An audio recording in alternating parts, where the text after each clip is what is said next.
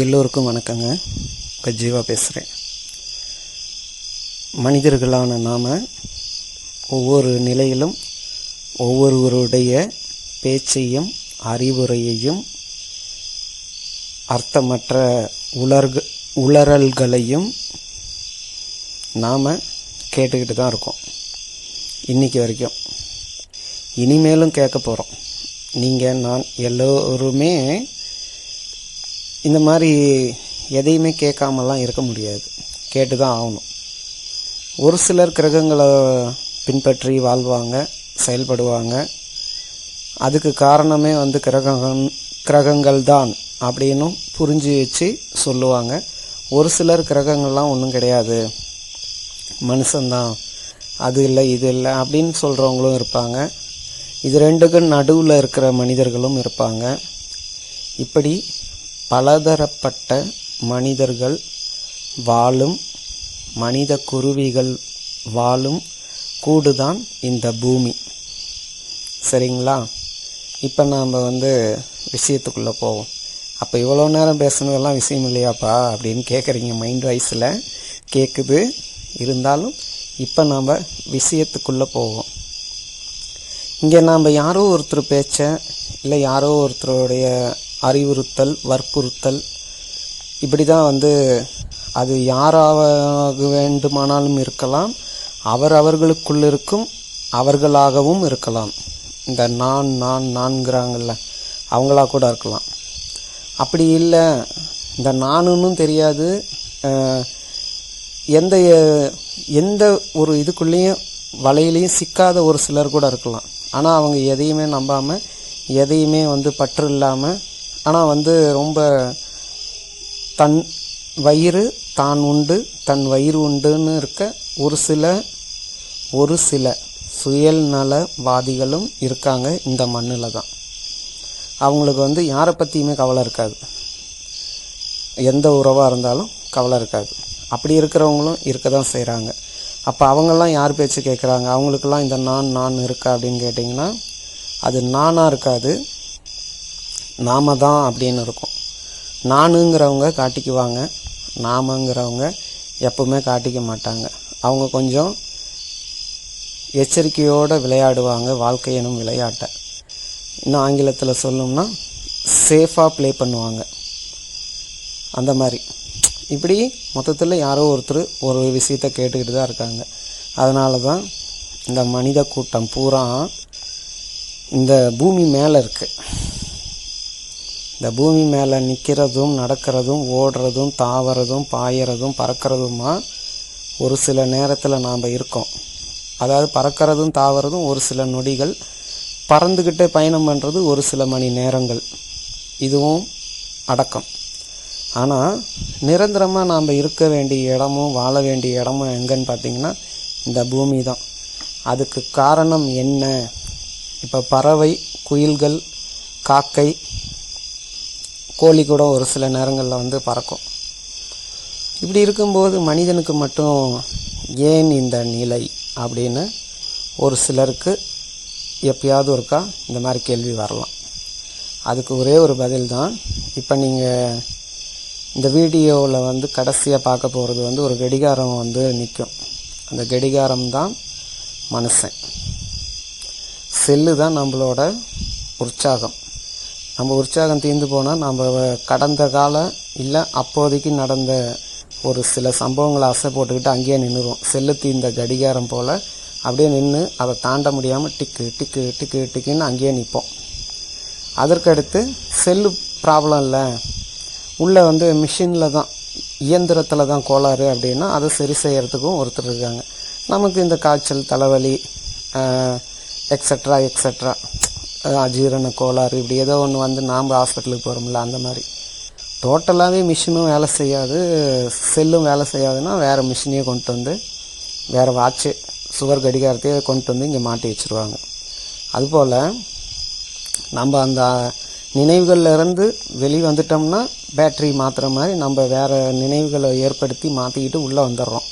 அப்படி சப்போஸ் நமக்கு உடல் ரீதியான பிரச்சனை தீராதது இருந்ததுன்னா படைத்தவனிடம் போய் சேர்கிறோம். அதுக்கப்புறம் அந்த இடத்துக்கு இன்னொருத்தர் வந்துடுவாங்க.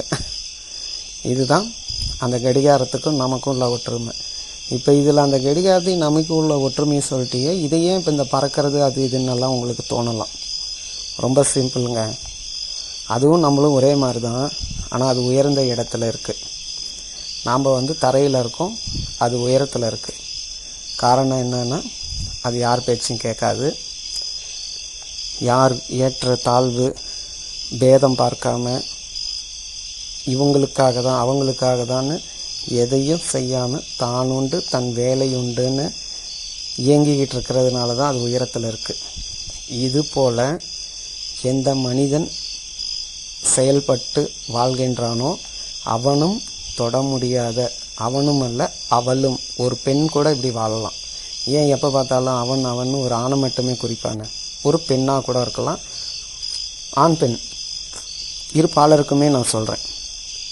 இந்த இருவருமே அடுத்தவர்கள் பேச்சை கேட்காம, அடுத்தவர்கள் அவதூறுகளை எண்ணாமல் தன் உண்டு தன் வேலை உண்டு தன் இலக்கு லட்சியம் இதை நோக்கி போய்கிட்டே இருக்கிறவங்க எங்கேயும் நிற்க மாட்டாங்க, தடுமாற மாட்டாங்க, தடம் புரள மாட்டாங்க.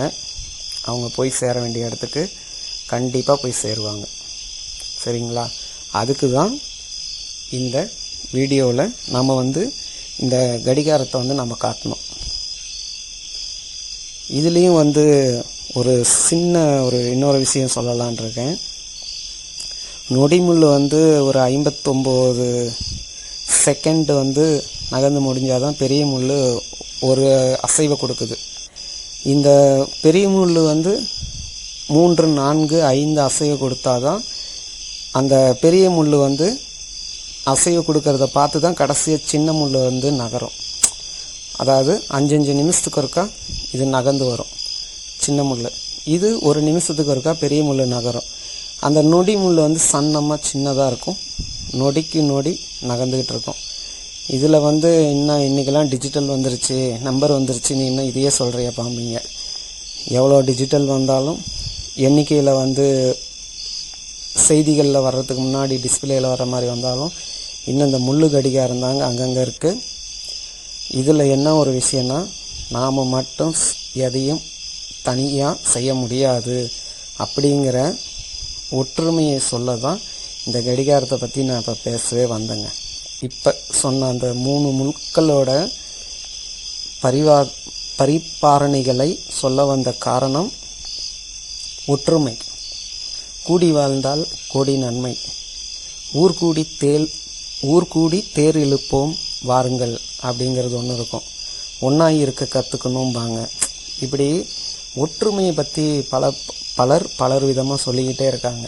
ஆனால் நாம் இன்றைக்கி இருக்கிறவங்கெல்லாம் எப்படி தீவுகளாக போயிட்டோம் அப்படின்னம்னா, சிறு சிறு தீவுகளாக போய் இன்றைக்கி ஒரு கணவன் மனைவி ஒரு குழந்தை அவர்களுக்கு தனி அறை, தனி செல்ஃபோன், தனி டிவி, தனி வாகனங்கிற அந்த லெவலுக்கு இன்றைக்கி வந்துட்டாங்க. அதனால தான் நிறைய மன முறிவுகள் ஏற்படுது. இன்றைக்கி எல்லாத்துக்குமே ஒரு சொல்யூஷன் இருக்கிறதா நம்புகிறாங்க. விடுபட்டு போனால் சொல்யூஷன் இருக்குன்னு. விடுபட்டு போனால் எல்லோருக்கும் சொல்யூஷன் கிடைக்காதுங்க. ஒரு சிலருக்கு விடுபட்டால் தான் சொல்யூஷன், நான் மறுக்கலை. ஆனால் எல்லோருமே ஒற்றுமையாக இருந்து பேசி தீர்த்து ஒரு முடிவுக்கு வரணும்.